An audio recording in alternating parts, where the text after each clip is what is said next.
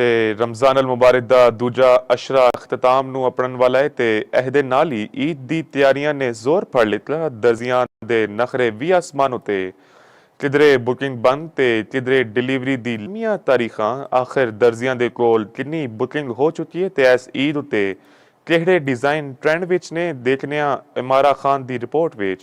नाजरीन, ईद नेड़े आउंदियां ही दर्जियां ਦੀਆਂ ਦੁਕਾਨਾਂ ਕਿਸੇ ਵਰਕਸ਼ਾਪ ਦਾ ਮੰਜ਼ਰ ਪੇਸ਼ ਕਰਨ ਲੱਗ ਪਈਆਂ ਨੇ। ਸਿਲਾਈ ਮਸ਼ੀਨਾਂ ਦੀ ਤੇਜ਼ ਆਵਾਜ਼, ਕੱਪੜਿਆਂ ਦਾ ਢੇਰ ਤੇ ਗਾਹਕਾਂ ਦਾ ਰਸ਼, ਹਰ ਪਾਸੇ ਮਸਰੂਫੀਅਤ ਹੀ ਮਸਰੂਫੀਅਤ ਨਜ਼ਰ ਆਉਂਦੀ ਹੈ। ਔਰਤਾਂ ਈਦ ਦੇ ਲਈ ਸੋਨੇ ਤੇ ਵੱਖਰੇ ਡਿਜ਼ਾਈਨਾਂ ਦੀ ਤਲਾਸ਼ ਦੇ ਵਿੱਚ ਦਰजियां ਦੀਆਂ ਦੁਕਾਨਾਂ ਦੇ ਚੱਕਰ ਲਾ ਰਹੀਆਂ ਨੇ। हम इन्हीं से हमेशा सिलवाते हैं, बड़े अच्छे कपड़े सीते हैं, लेकिन इस टाइम पे आके ये भी नहीं कपड़े पकड़ रहे हैं कि रश बहुत ज्यादा है, बुकिंग हमने बंद कर दी है। हम काफ़ी दर्जियों के पास गए हैं, लेकिन उन सबका भी यही कहना है कि आप हम पे आपके कपड़े नहीं पकड़े। इस बारी long frock, suit, short shirt ते नाल फर्शी शलवार ते नफीस कढ़ाई वाले डिजाइन खासे मकबूल ने। कुछ औरतां सादा पर सोहने स्टाइल नूं तरजीह दिंदियां ने, जबकि कुछ भारी एम्ब्रॉयडरी वाले मलबूसात दियां खैर ख्वांदियां ने।